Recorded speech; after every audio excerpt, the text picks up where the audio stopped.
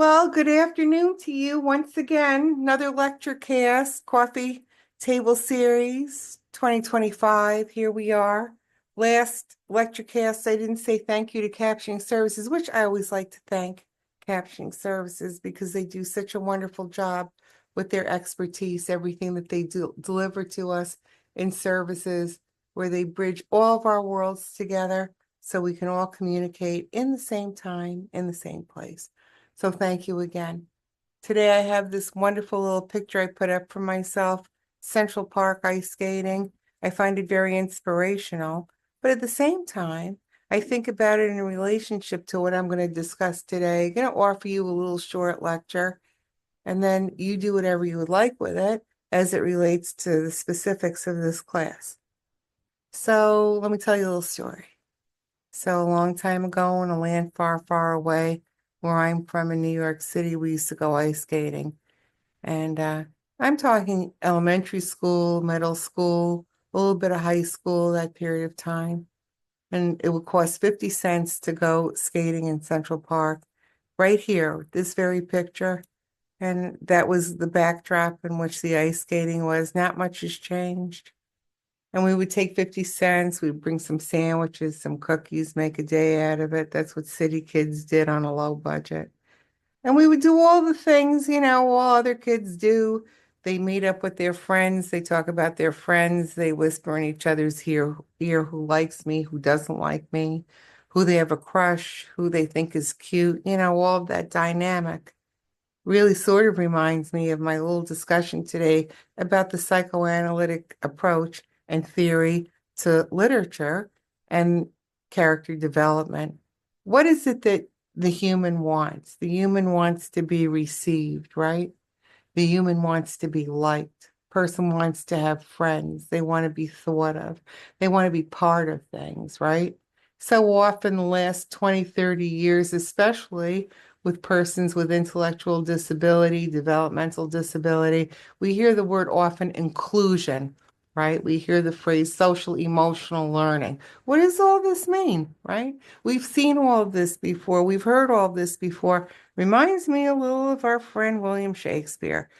Talks often in his works about love, getting love, being in love, maintaining love, you know, questioning the people in love. This is so many of his characters over and over again. What kind of love? Look at Hamlet, right?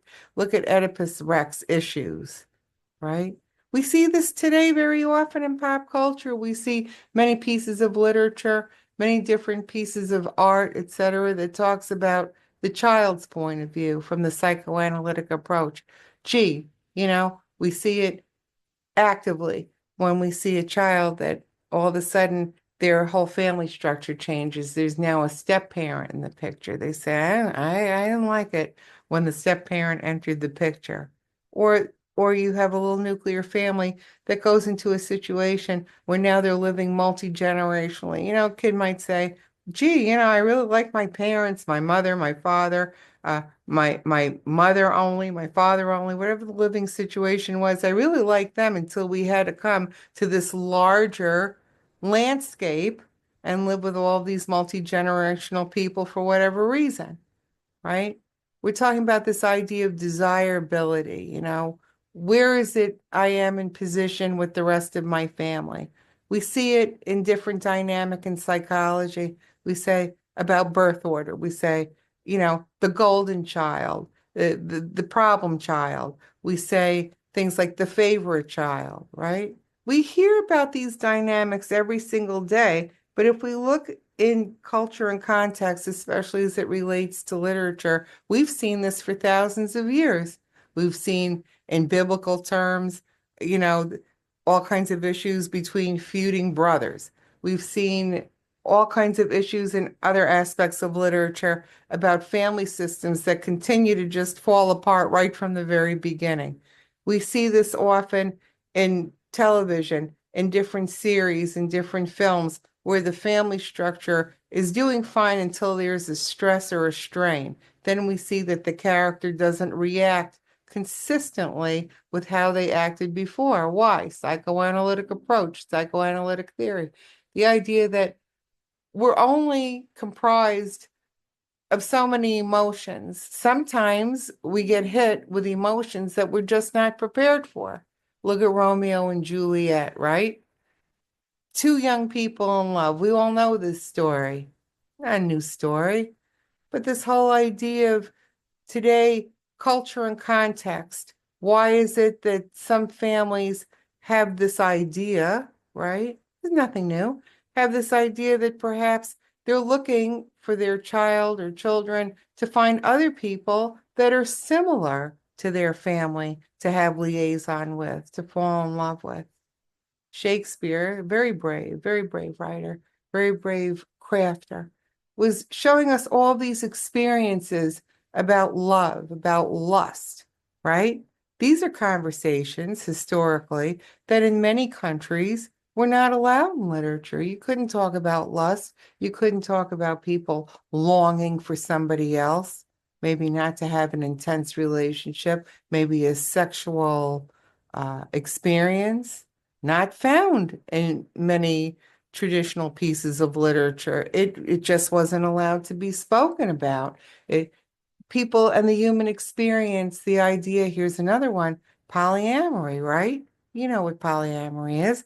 The idea that people are involved sometimes in a relationship with a variety of people, and everybody knows about it. Back in my day, which was really a long time ago, we would have called that, as an example, an open marriage. We would have said, I'm aware that my spouse, my partner has another person in their life, whether it's for sexual reasons or emotional reasons, for whatever social reasons, for whatever, and I've accepted it. That's really the framework for these kinds of relationships. Can you imagine 15th century, 16th century, 17th century, 18th century that people uh, knew of these relationships. They were living these relationships, right? The psychodynamic of interpersonal relationships, social and sexual, but they clearly for appearance reasons, political reasons, social reasons, and the influence of religion, religious reasons couldn't begin to show. I want to talk about something, and it just really sort of reminds me of the Shakespearean formula. It's a little bit of a digress, but it's worth it for me to share it with you because the idea of these lecture casts, this is the same conversation I would have had with you exactly as if I were in a traditional classroom setting with you. Tell you the very first series I ever really saw in contemporary television, pop culture, that reminded me a little bit about Shakespeare, believe it or not, is The Sopranos. I don't know if any of you remember The Sopranos. You can certainly get it stream TV. It's often on all Peacock and some of these other streaming services. Sopranos, right? Especially when it came to love and lust. It seems that all of the characters, for the most part, had somebody that they loved and then somebody that they lusted. And or they had somebody that they loved. This is really this psychodynamic approach to analytic theory and literature. They had somebody that they might have loved, but because of the dynamic, they were told they couldn't love that person. I think about some of the characters that, for social reasons, couldn't love who they loved, or for religious reasons, they weren't allowed to address their feelings because of loyalty and the stigma of stepping outside of relationships as it related to religious principles and practices.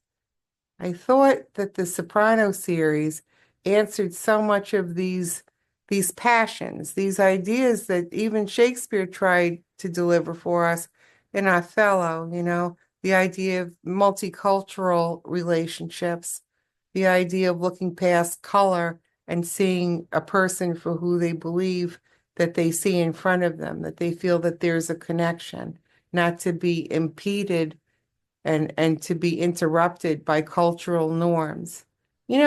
Shakespeare took all these risks in delivering these characters to us.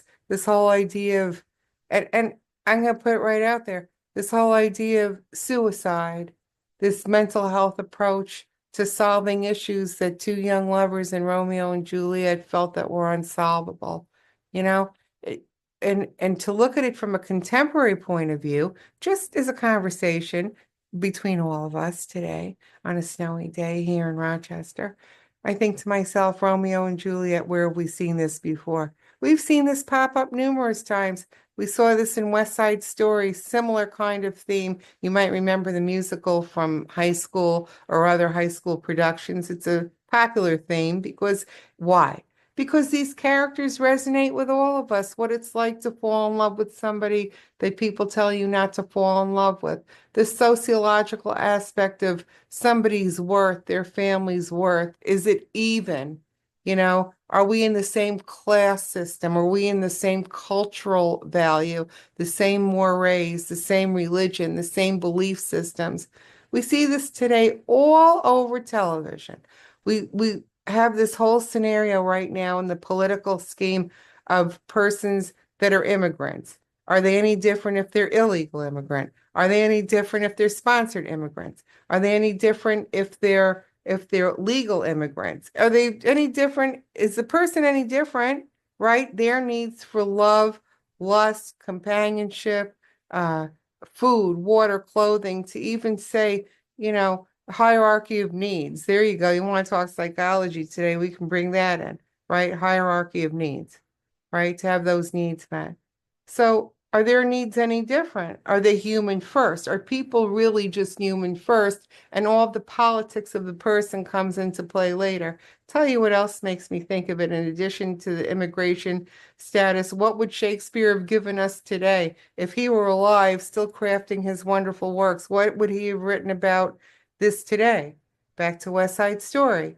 The idea that you have the Sharks and the Jets. You have two different factions of two different religions, two different cultures, two different social class, and the whole idea that they can't fall in love, and all of the strains and anxieties that go with it. Back again, psychoanalytic theory and approach. The idea that the writer is writing from a place of anxiety. They're bringing us something that is hard to discuss, right? We see this in all periods of literature. They bring us a character or scenario that is just recognizable to everybody. It's difficult to discuss. This is why we latch on so quickly. We say, oh, I know this character, I've lived it, or I watched a sibling lived it, or I watched my best friend lived it, live it. Or we see the outcomes of a scenario. Today we might socially say in a situation, oh, that didn't end well, you know? Because we're really watching all of these scenarios in humanity that Shakespeare was watching. And instead of having the internet and all of these places to have chat rooms and Facebook and all these places to have dialogue, instant message. Instead, he was really dialoguing with us, the audience. He was saying, let me show this to you. Like his TikTok, let me show this to you. Let me reveal to you what can happen in mental health when you have no support. Let me reveal to you what can happen when people don't understand different race and religion, and how it's beyond a disturbance that can really affect who you are as a person when you're not received. He says, let me show this to you. That's what he was doing for us. Back to The Sopranos. Why did this season do so well? All these seasons and the whole series. Because people came, as they did in Shakespeare's time, to the plays. They came hungry to identify and to address their own fears, their own excitement. How does this feel when it happens to us? How does it feel to see somebody else in love, to see somebody else in pain, to see somebody else in some kind of horrible trauma? How is it that they react? What would I do, right? When we have this self-reflection, we say, well, what would I do if that were me? I didn't put this in the syllabus, but I was thinking about this today before I came to do the lecture cast for you, share with you my ideas. Remember, I'm not right, I'm not wrong. I'm just sharing with you some general ideas, how I feel fondly towards Shakespeare, what he was trying to do for us. Where would we be today if Shakespeare was among us? Actually, he is in so many ways through different writers. Here's this writer, her name's Susan Kaysen. A very interesting writer. You might recognize this film. If you don't recognize it, you can go look it up. You can stream it probably for free. I know you can get it through the library. The film's called Girl Interrupted. It starred Angelina Jolie and some other wonderful people, Brittany Murphy, the late Brittany Murphy, etc. And it was really fashioned after a true piece about a girl named Susan Kaysen. The writer writes from her perspective of self-reflection and what happens after she has the suicide attempt and she winds up going to a psychiatric hospital. So you say, well, Professor Jen, why are you mentioning this today?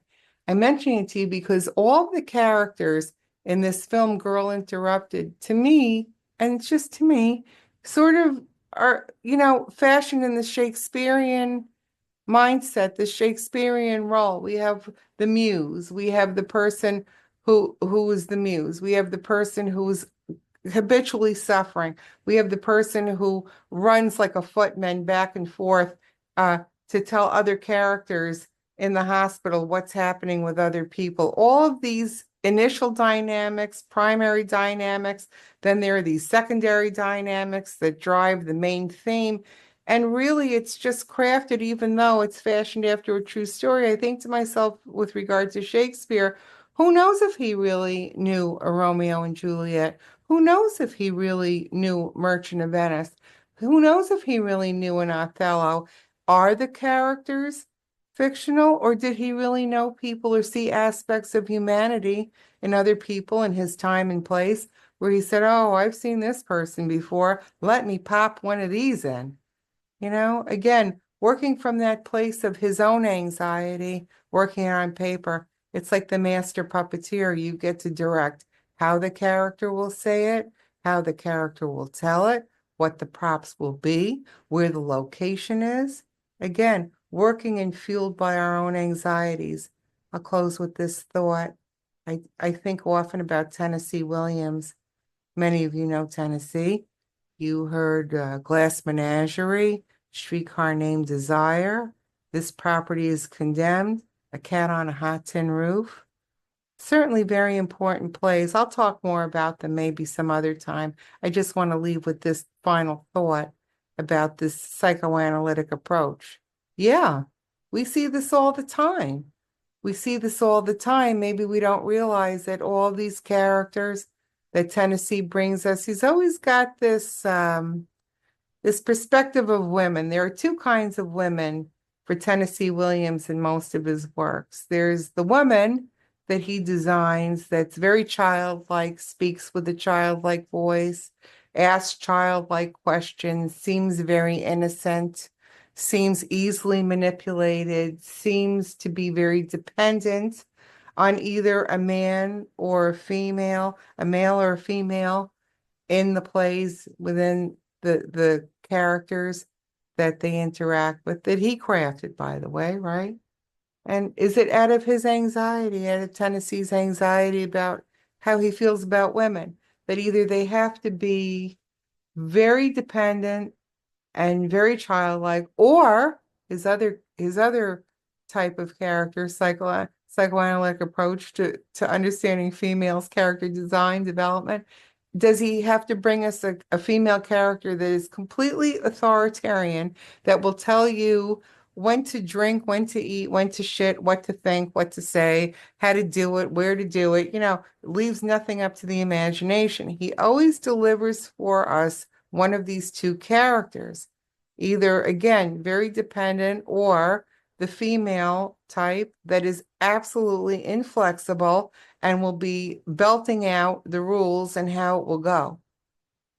You see, so I look at Tennessee Williams. Was he writing out of his own anxiety, his own unresolved issues, that perhaps he was giving us this observation how he saw women and their roles in the psychodynamics of family systems and or business systems, relationships, how it is that people seek other people out to have validation. I think often about these things. Sometimes I think to myself, wouldn't it have been magnificent to have Tennessee Williams, who I'm very fond of his works, Tennessee Williams, and Shakespeare sit down, have a cup of coffee, and craft for us something like the Soprano series? Would it be any different than anything we've seen before? Probably not. What would have been different? Location, the use of text, the use of cell phones, right? How would Hamlet appear if he was able to text people and go into self-help groups? Completely different character than Romeo and Juliet texting in the middle of the night, being able to communicate, not relying on footmen and people to leave messages and signs and windows and all of this other stuff that went on in communication from different centuries. How would the landscape have looked different for Tennessee Williams characters if they were able to have all of the modalities that we have today? I think about this often. But gee, wouldn't it be wonderful to have assembled these people together and have them craft up something that looked like 2025 for us, especially in the psychoanalytic approach. But here's my question as I leave you today. Would it really look any different? Have we changed as the human experience? I say we haven't, because there's nothing where we've evolved for any differently. It's not possible, right? People have spirit, they have a soul, they have these basic needs. Nothing has changed: food, clothing, water, to be cared for. This is like thousands of years of evolution. We still have these same very basic primal needs that we've had really from the beginning of mankind, right? Obviously. So I'll leave you with these thoughts. Again, always a pleasure to be here with you to share this time and space. I hope you're enjoying the selected readings I gave to you and assignments, some ideas. Always share your ideas as we move along. Nobody gets penalized for sharing their ideas. We're not right, we're not wrong. I'm not right, I'm not wrong. Neither are you. You have the ability to think things out, and that's what I'm hoping you do for this course, to share your thoughts and really think about subjects as they relate, not only for historical relevance, but how they relate to where we are today in humanity. I appreciate your time, and you have a great day.